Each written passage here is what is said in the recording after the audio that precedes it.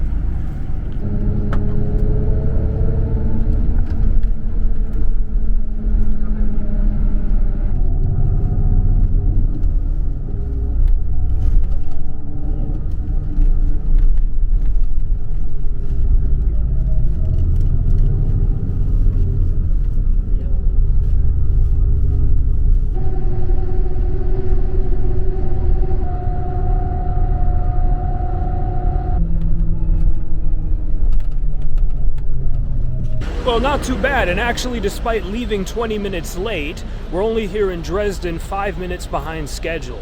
And right now it's 9:15 a.m., and that gives me, 7 hours and 50 minutes to explore as much of this city as possible. Well, I'll be back here at the central station, the Hauptbahnhof, in time for my train at 5:05 this evening. Well, let's see what kind of trams we got going on here in Dresden. Not that I'm going to take one. I think I'm going to walk pretty much everywhere today, but there's the option. Well, if you're like me, the first thing that comes to mind when you think of Dresden is the firebombing of the city that took place over 3 days, between the 13th and the 15th of February of 1945, in the later stages of the war in Europe. Now, this firebombing, which was facilitated by the US and Britain, and by the way, they dropped around 3,900 tons of bombs over those 3 days, this ended up virtually destroying the city, and around 25,000 people were killed. Now, at the time, Nazi sources actually said that the number of killed was as high as 200,000, and some people have even said 500,000, but most historians now concede the actual number was around 25,000. But nonetheless, incredibly controversial. Well, at the time, the US and Britain said that their intelligence projected that the Germans were a lot stronger than they were. The reality was very different, and just a few months later, Berlin would actually, be liberated by the forces of the Soviet Red Army. Well, looking around, as soon as you leave the Hauptbahnhof, which has a little bit of, I guess you can say, rustic charm to it, then you can tell that the surrounding streets are completely new. Well, by completely, I mean probably back from the 1960s and the 1970s, socialist modernism. Well, it looks like any real monolithic apartment block from the 60s or the 70s in East Berlin. Ah man, well, I'm a sucker for an old socialist hotel, and if we were staying in Dresden, this would be the one. Nowadays, the Occidental Dresden Neva? I'm not sure. I think Neva is probably the way you pronounce it. But yeah, this goes back to the 1960s. Well, I had to look it up because it was actually throwing me off. Seeing this honeycomb style, I guess you can call it that, I assumed that this was the old Centrum Warenhaus. And actually it was the location of the Centrum Warenhaus, but that would have been demolished back in the 2000s, and this is actually a reconstruction, but also called, the Centrum Galerie. Well, this is about as Aussie as you can get. Dynamo Dresden, still with the old DDR name.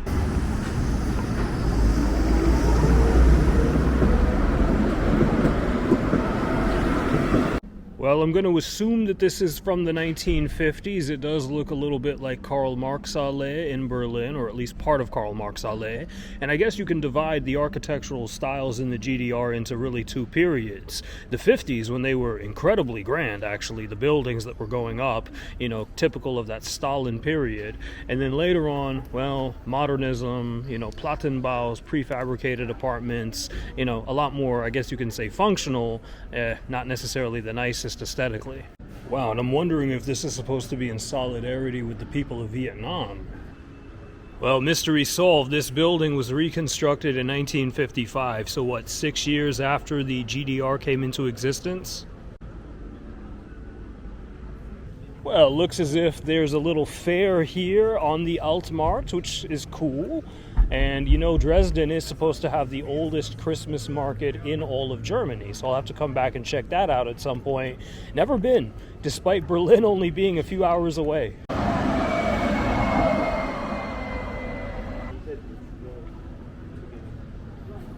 And this mosaic, it looks like it basically traces the history of the workers' movement here in Germany.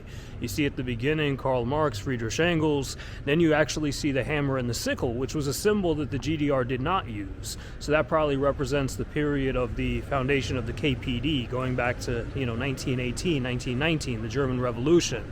And then eventually symbolism that deals with the construction of socialism in East Germany.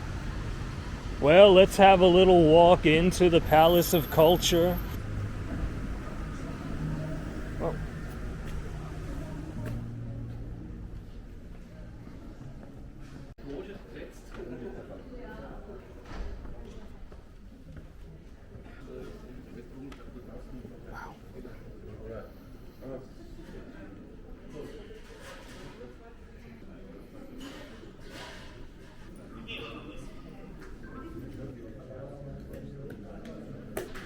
What an amazing interior with all of this socialist realism.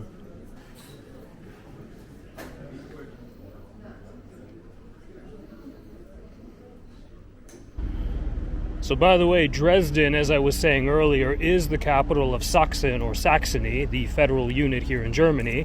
But it's the second largest city after Leipzig, so Dresden has around 500,000 inhabitants, which is a pretty nice sized city as far as I'm concerned, coming from Berlin where we have 3.85 million.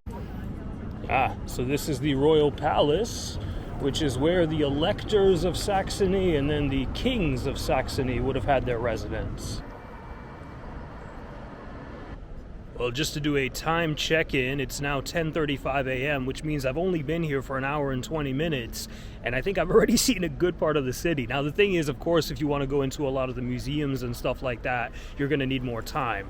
In terms of whether I'm going to do that today, yeah, we got to see. I still got several hours, so maybe.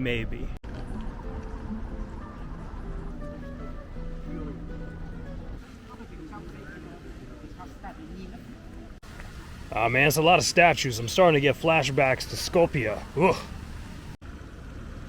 It is impressive, the mighty Zvinga, the palatial complex, which was constructed starting in 1710, and they finished it in 1728. But my goodness, what a place to live, right? By the way, it's the 19th of September, and it's 25 degrees. So yeah, man, we'll take all the summer weather we can while the getting is good. The Elbe River, which when I think about it, I always reference US and Soviet troops linking up along this river in Torgau in April of 1945. But here in Dresden, it actually connects the Altstadt with the Neustadt. Well, it's no Charles Bridge in Prague, but I guess on that basis, the good news is there's not that many people on it, so maybe more enjoyable. And that's just about the bridge done, so let's see what the Neustadt has to offer. Well, I'm definitely glad that I decided to walk the bridge over here to the Neustadt, but I'm even more relieved that there's a pedestrian street which is out of the direct sunlight because, yeah, the sun is a lot today. And there's a building with all the signs of being from the 1950s. Well, I saw this on the way in because actually the bus stopped here about 10 minutes before dropping me off at the Hauptbahnhof. But yeah, Dresden has 2 train stations, so be careful. If you're coming here, make sure that when you're leaving, you go to the right station, either the Hauptbahnhof or the one at Neustadt.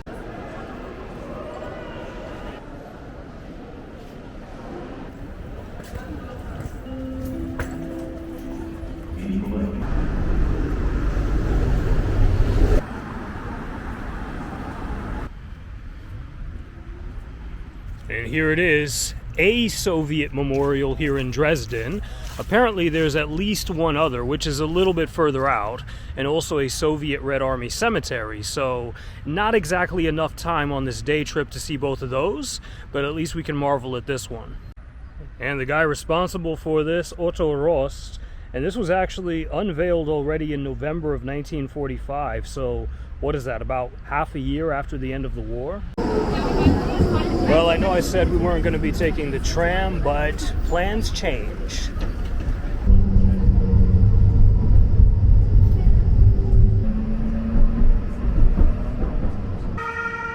Well, definitely a good decision taking the Straßenbahn or the tram. And I had to remember I have the Deutschland ticket anyway, which is 58 euros a month, and it's valid for public transport in any German city. Alright, so just on the time check, it's now 2:15, so I've been in Dresden for exactly 5 hours. And the next stop, well, let's head back to the Altstadt. We need to see the Frauenkirche, which is probably Dresden's most iconic landmark. Perfect day to jump in the fountain, but I won't do it. I don't know about you, but this sure looks DDR to me.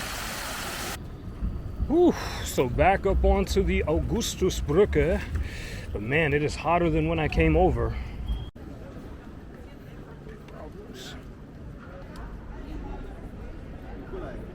Looking at the Frauenkirche, there's a temptation to say, yeah, it looks old, but actually this is only from 2005. They didn't even start the reconstruction until 1994, so it took about a decade, and yeah, it's been sitting here for 20 years now.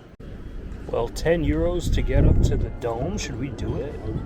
Well, I figured the 10 euros was probably worth it. I just don't know how many stairs it is, actually.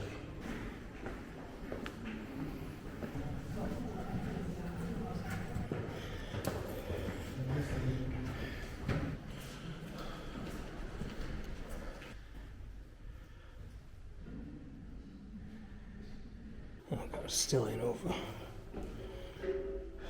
That was insane. Oh God, it just never ends.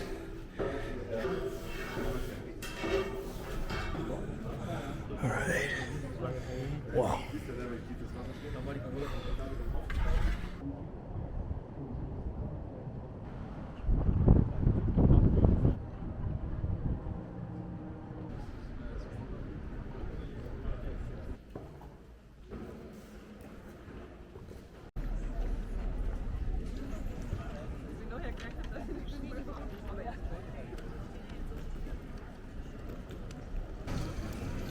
Well, how could we say no to DDR soft ice cream? I mean, 35 years after the fall of the Berlin Wall, and we still got it going on.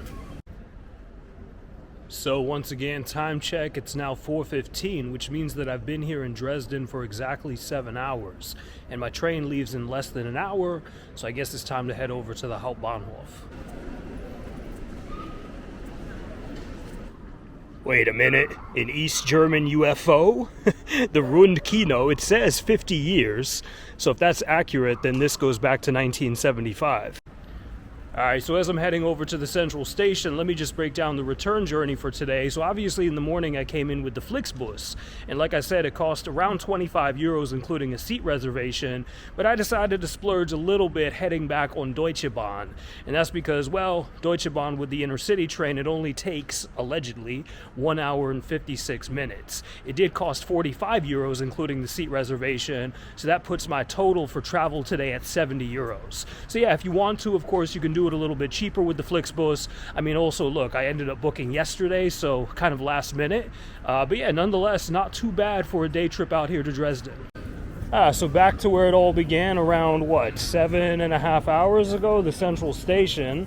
And yeah, I can't wait to sit down on that train, actually. I really hope it's on time and Deutsche Bahn isn't playing its usual games.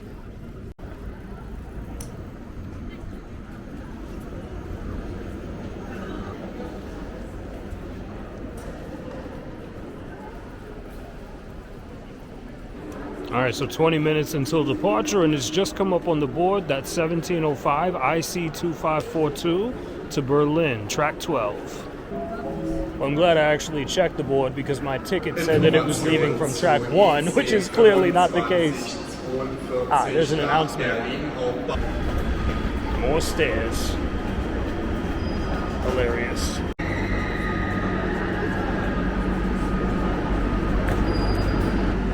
Well, let me just say, I am incredibly excited. I had no idea that this was going to happen today. I thought I was traveling Deutsche Bahn. I'm not. I'm actually traveling with České dráhy, the Czech railway operator. I have to say, this is actually my favorite surprise of the day. Oh man, it's the little things in life. And I think this is my car here.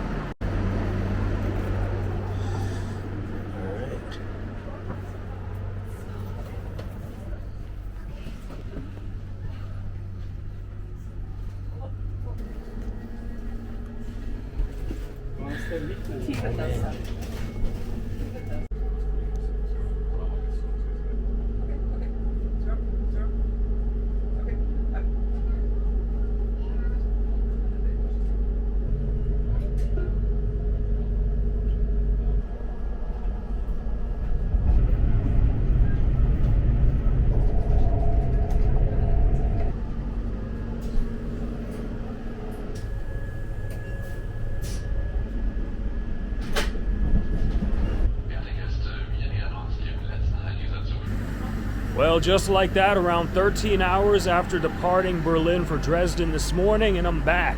And you know, I gotta say, this was a really fun day trip, and something that I hadn't done yet for the channel, so I'll have to do this more in the future. Speaking of which, my favorite part by far, actually this train, the surprise of having the České dráhy train instead of Deutsche Bahn, it's the little things in life.